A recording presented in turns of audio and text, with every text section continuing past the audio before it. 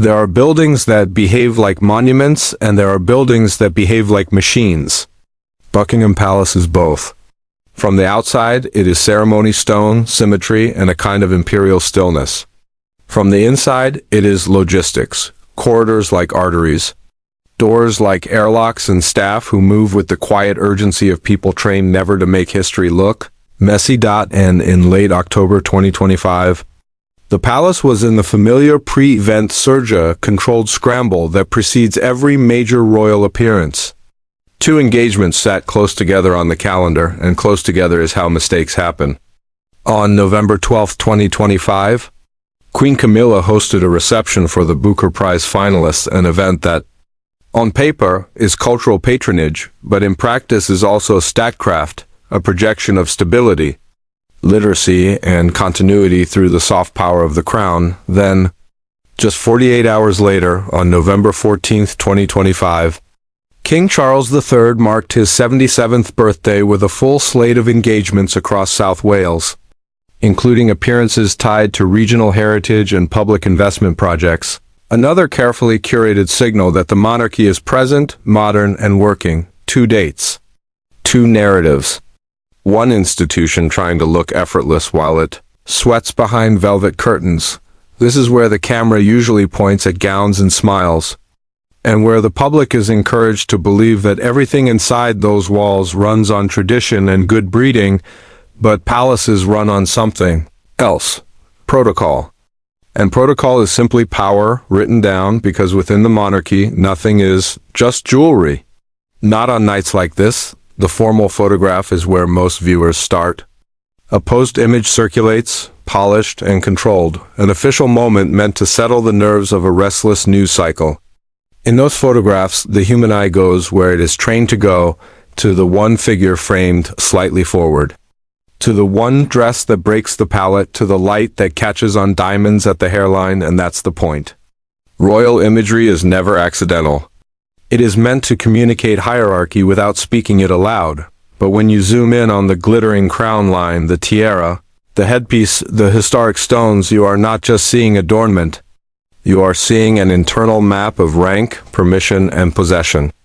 You are seeing who is allowed to carry the weight of history in public, and who must stand slightly behind. In modern Britain, the monarchy survives not by armies and conquest, but by symbol management. In a democracy, the crown does not control parliament. It controls spectacle. It controls continuity.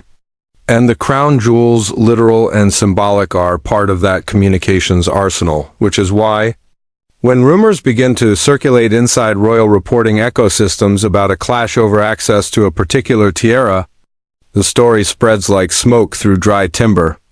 It doesn't matter whether the rumor is fully provable.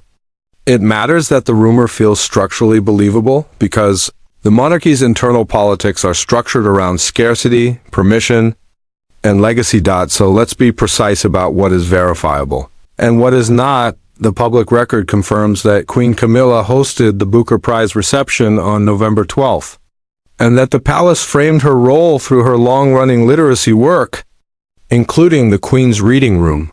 The record also confirms that the King and Queen spent November 14th in South Wales for the King's birthday engagements, meeting local communities and attending a reception at Cyfarthfa Castle. What the public record does not confirm is the explosive, cinematic version of events that some online storytellers have pushed: a dramatic seizure of jewelry, an alleged forced transfer, a confrontation engineered to humiliate another senior royal, and a whisper campaign that supposedly ran through the household like an electrical current.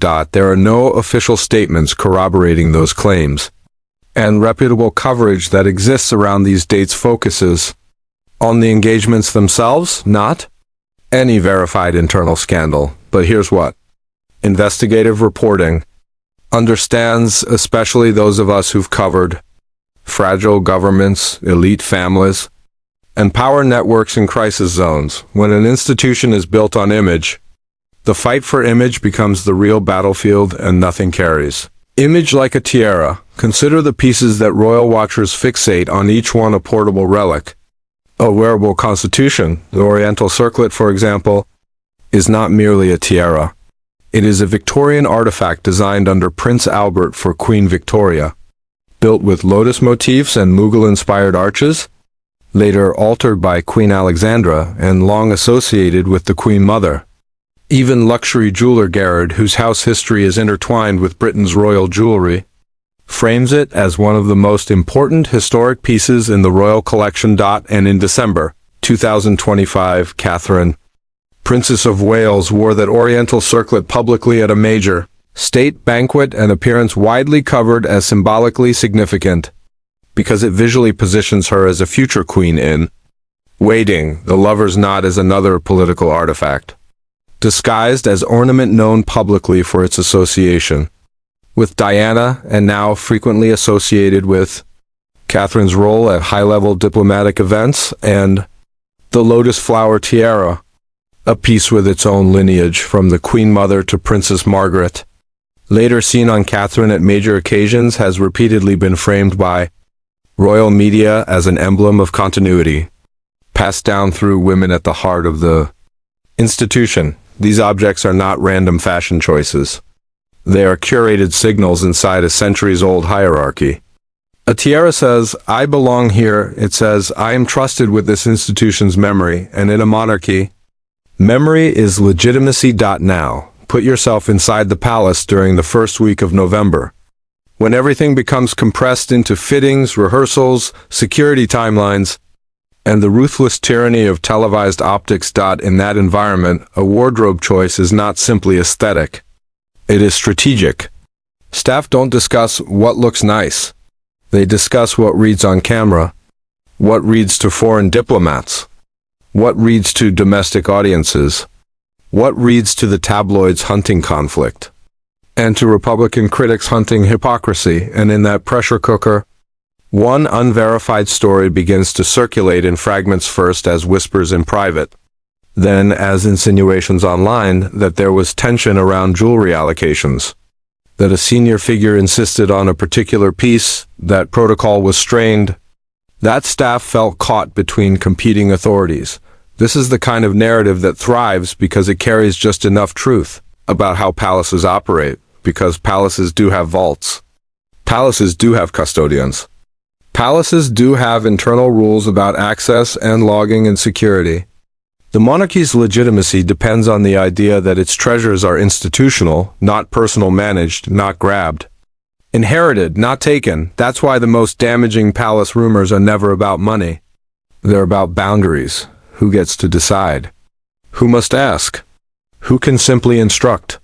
And who, when told no, interprets it as insubordination rather than a procedure? Here, the story becomes less about any single alleged interaction and more about a system under strain. King Charles' reign has unfolded during years when the monarchy is under constant audit, public, financial, symbolic. The palace cannot afford visible disorder. Every disagreement becomes a headline. Every private tension becomes content. Every gesture is read as a message, and when you are running an institution that survives on managed perception, you develop a reflex. Keep the machine smooth at all costs, but the closer you look, the more you see the cost of that smoothness. The cost is silence. The cost is suppressed conflict. The cost is staff trained to absorb shock without reaction. The cost is an inner circle forced to resolve power disputes without letting the public see that the disputes exist, which is why tiaras become flashpoints. They are the visible tip of invisible decisions. And on the nights leading up to the Booker Prize reception and the King's birthday engagements, nights when the palace needed calm, something else was growing beneath the surface. A storyline hungry for oxygen. A storyline that doesn't care about literature or rail depots or cultural heritage in South Wales. It cares about dominance, humiliation, inheritance, and control, because those are the themes audiences recognize as real. Buckingham Palace doesn't run on gossip. It runs on procedure, on doors that open only when the right people speak the right words, on schedules tightened like tourniquets, and on a quiet, almost military obsession with chain of custody, because inside a monarchy, the objects are not decoration. They are authority made visible. That week in November 2025, the palace had no room for internal noise. On November 12th, Queen Camilla hosted a reception for the Booker Prize finalists, an event presented publicly as culture and literacy. Staged the day after the Booker ceremony, an elegant, low-risk projection of modern royal relevance. Then came November 14th, the King's 77th birthday, marked by an outward-facing show of stability in South Wales, including Cyfarthfa Castle and a high-profile stop at the South Wales Metro Depot. The official messaging was heritage, investment, continuity, the camera-facing version of unity. And yet, when institutions are under pressure, they rarely fracture where the public expects. They fracture where the rules are strictest and the symbols are hottest, because the fight, according to unverified accounts circulating in Royal Watch circles, was never really about a tiara. It was about who gets to decide what the tiara means, who gets to wear legitimacy on their head when the flashbulbs pop, who gets to look like the center of gravity. Here is the part the public often misses. The royal collection is not treated as personal property.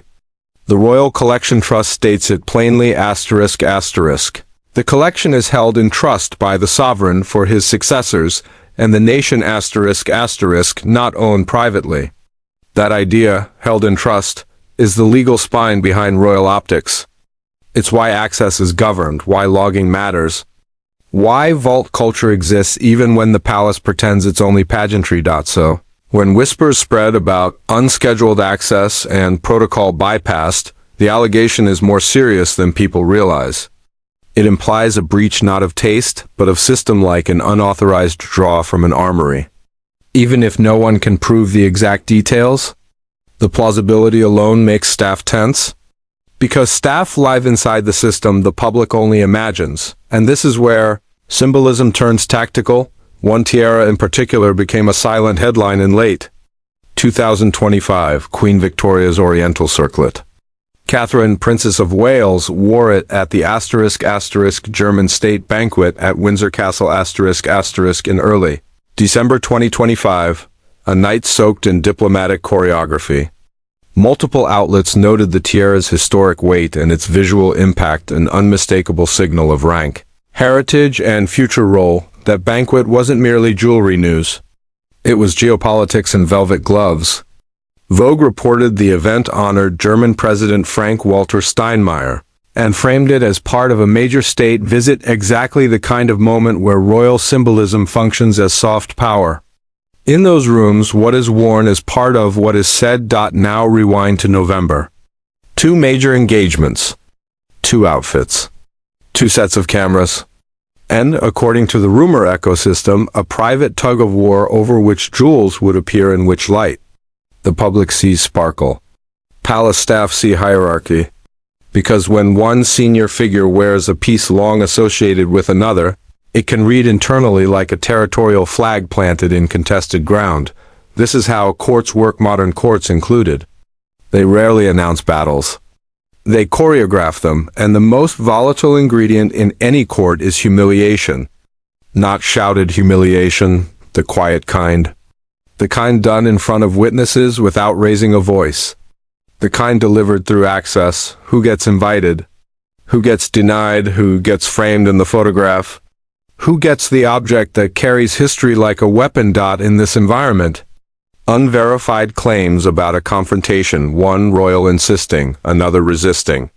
Staff frozen between competing authority don't spread because people are bored. They spread because they match the architecture of palace life. Because people understand instinctively that when power cannot be debated openly, it gets negotiated through symbols. And the palace, by design, is an institution that cannot admit it negotiates. The tragedy of these stories, again, whether every detail is true or embellished, is that they distract from the larger reality. The monarchy is operating under constant scrutiny, with every public appearance functioning like a stabilization mission. The Booker reception was presented as a celebration of literature and literacy work. The Wales birthday tour was presented as national togetherness and investment, but behind those public messages, the internal machine must still decide who carries which symbols. and who gets to look like the future. That is why the vault matters. Not because of diamonds, because the vault represents the boundary between institutional and personal, between assigned and taken, between requested and ordered. And once a boundary is crossed even, in rumor the institution has two choices: enforce discipline quietly, or allow the narrative to metastasize.